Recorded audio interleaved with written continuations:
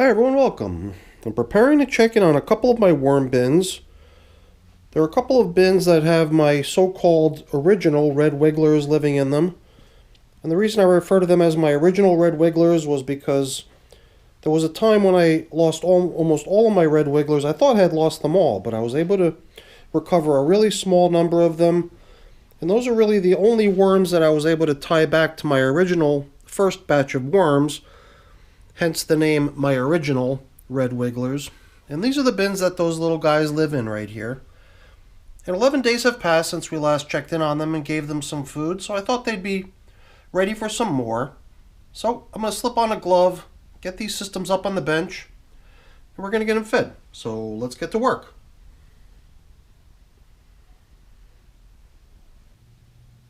These systems have been in service now for 245 days, that's 35 weeks, and they were fed 21 times so far. So today's feeding, which is really nothing more than a whole bunch of radish leaves, and it might look like a bunch, but there's not a whole lot of weight going on here. It's just a little bit of food as far as I'm concerned.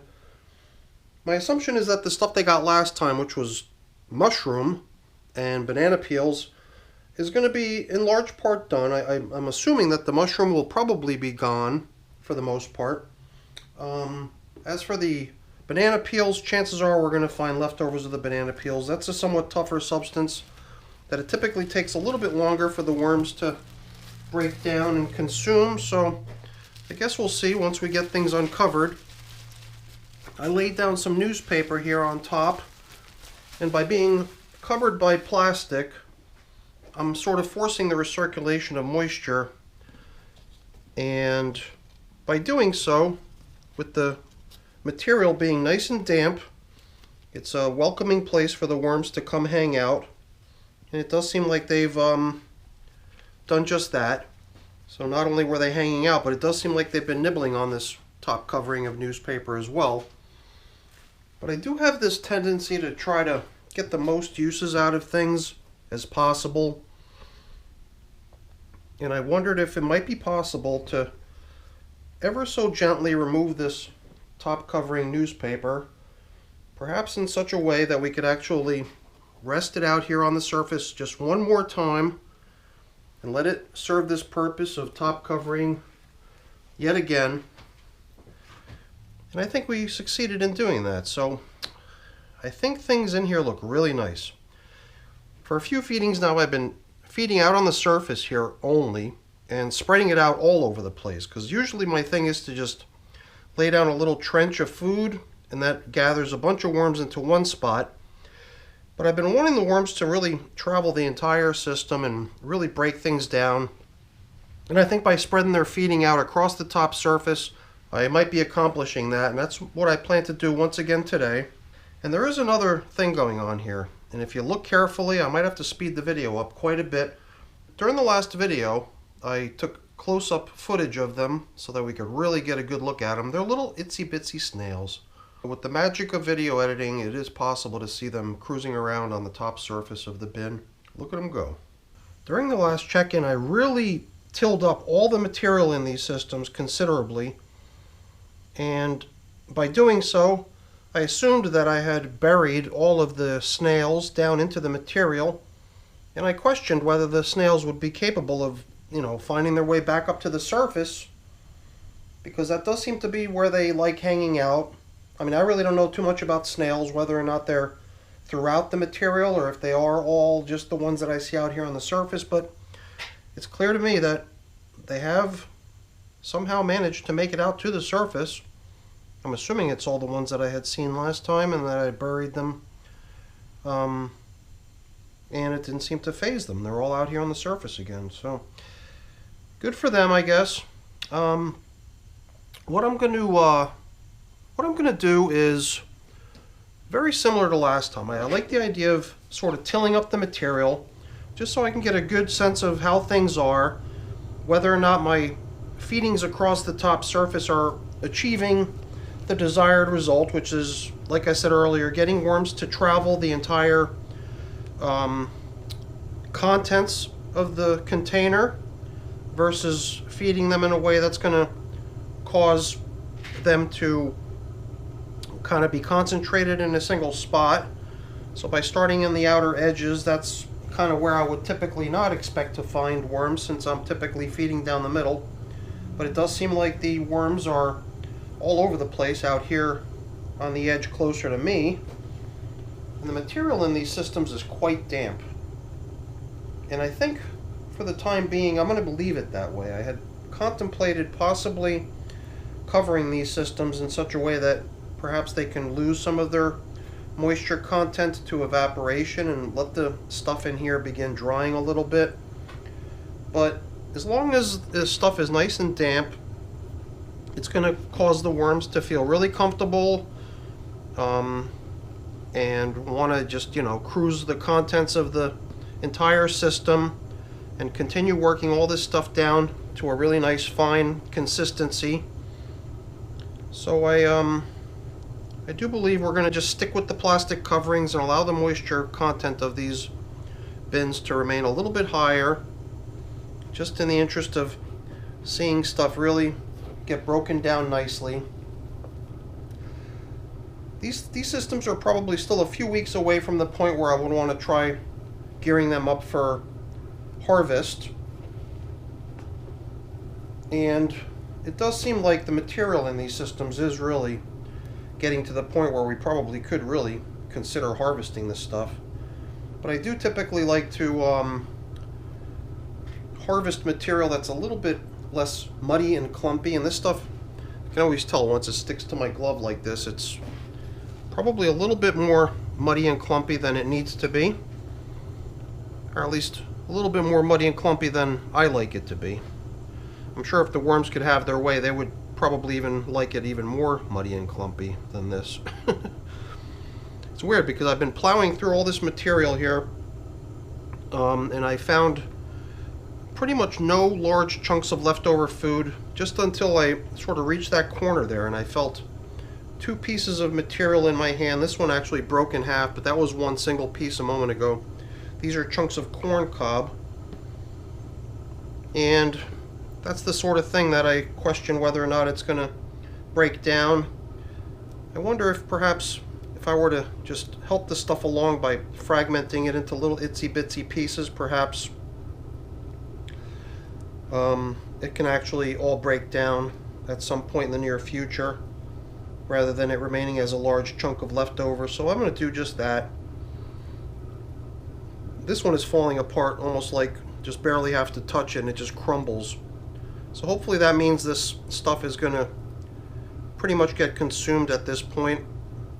Every place that I'm creating a break where there's a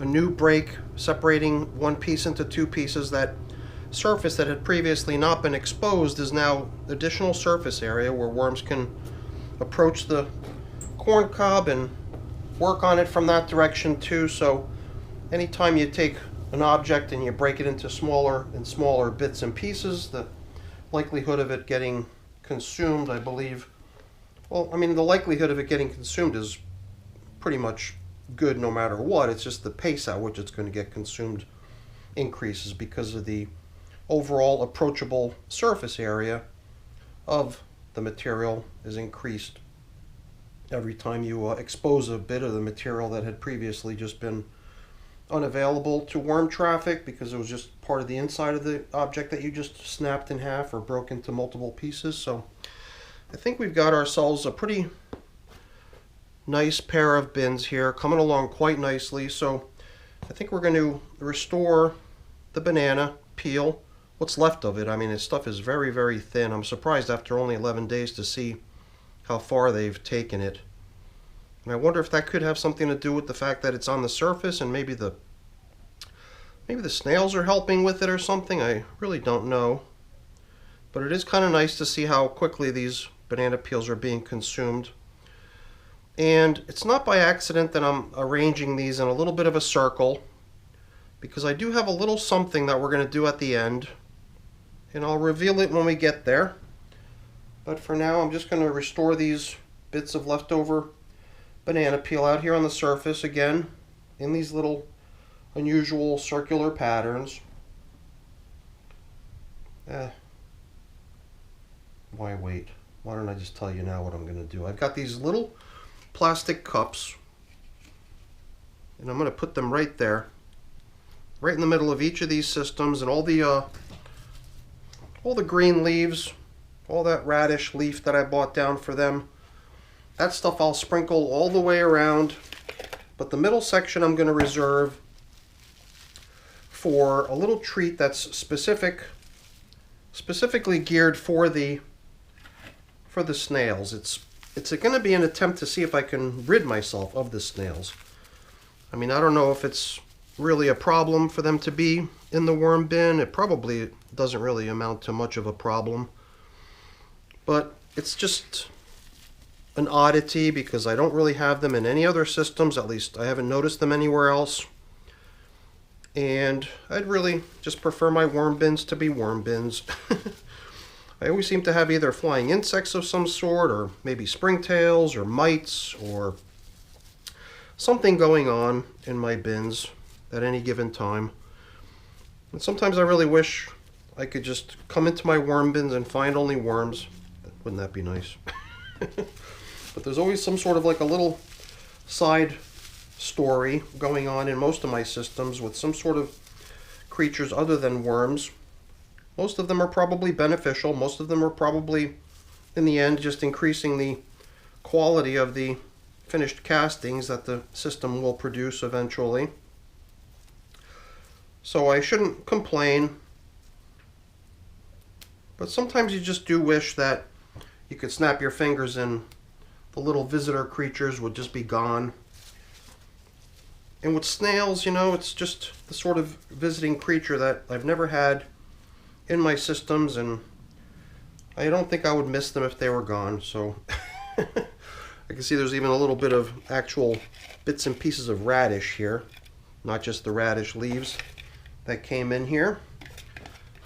So let's get the last of this frozen food in here. So okay, well, I've gotten my supposedly clean hand a little bit soiled here, but the thing that people talk about is beer. If you put some beer out there, then the snails will be attracted to it, and once they approach the stuff, they will drown in it, supposedly.